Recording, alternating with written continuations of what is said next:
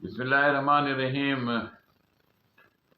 فہم قرآن کے حوالے سے یہ ایک اور پروگرام ہے، 3 پروگرام ہم پہلے کر چکے ہیں۔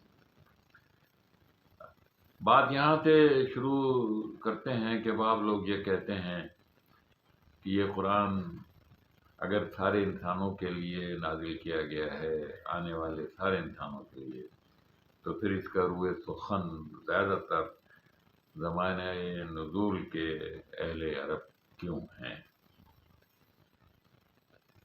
دنیا کا کوئی بھی فلسفہ اور نظام ایسا نہیں جو اول تا آخر سارے کا سارا تجریدی طرز بیان یعنی ایبسٹریکٹ طرز بیان میں پیش کر دیا گیا اور کسی متعین حالت یا صورت میں جذبہ کر کے اس کی توضیح نہ کی گئی۔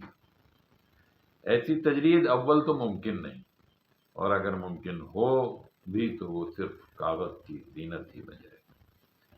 دوسری یہ کہ جس فکر کو بین الاقوامی بننا ہے، اس کے لیے بھی عملی طریقہ یہی درست ہے کہ پہلے اس ملک میں پوری قوت کے ساتھ پیش کیا جائے جہاں سے اس کی دعوت اٹھی ہے۔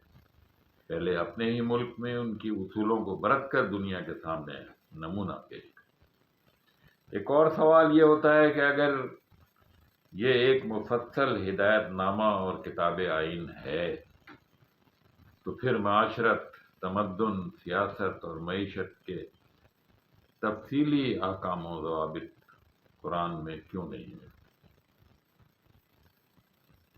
اس کا جواب یہ ہے کہ خدا نے صرف کتاب نازل نہیں کی بلکہ ایک پیغمبر بھی مبعوث فرمایا۔ جسے ایک نقشہ ہوتا ہے وہ آرکیٹیکٹ نے بنا دیا، لیکن اس پہ عمل پھر آگے انجینئر اس نقشے کے مطابق، نقشے میں ہر چیز نہیں ہوتی۔ قرآن جزئیات کی نہیں، اصول و کلیات کی کتاب ہے۔ یہ ہر شعبے زندگی کے حدود اربع بتا دیتا ہے، باؤنڈریز بتا دیتا ہے، چند گوشوں میں سنگ نشاں کھڑے کر دیتا ہے۔ عملاً اسلامی زندگی کی صورت گری کرنا نبی صلی اللہ علیہ وآلہ وسلم نے کر کے دنیا کو دکھایا۔ بعض لوگ تعبیر اور تفسیر میں جو اختلاف رائے ہے اس کو بھی بہانہ بناتے ہیں۔ قرآن صحت بخش اختلاف کا مخالف نہیں ہے جو دین میں متفق رہتے ہوئے محض احکام و قوانین کی تعبیر میں مخلصانہ تحقیق کی بنا پر کیا جائے۔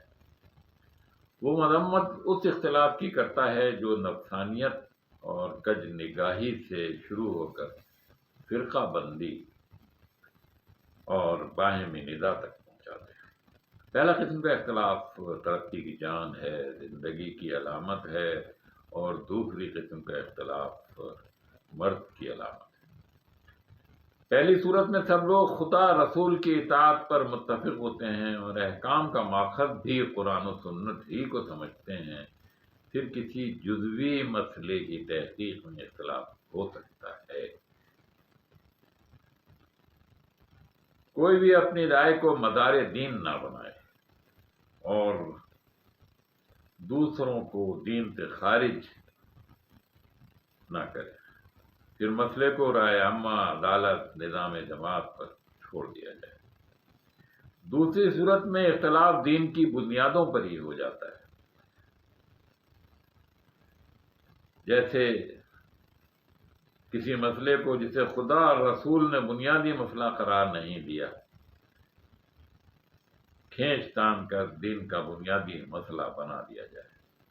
جو مخالفت کرے اسے ملت سے خارج اور جہنمی قرار دے دیا جائے اور صرف اپنے جتھے میں بلایا جائے۔ اسی اختلاف کی ممانعت کی گئی ہے۔ یہ تھا چوتھا پروگرام۔ انشاءاللہ اگلے پروگرام میں سورہ فاتحہ کی تشریح سے آغاز کریں۔ انور کو اجازت دیجیے۔ اللہ حافظ۔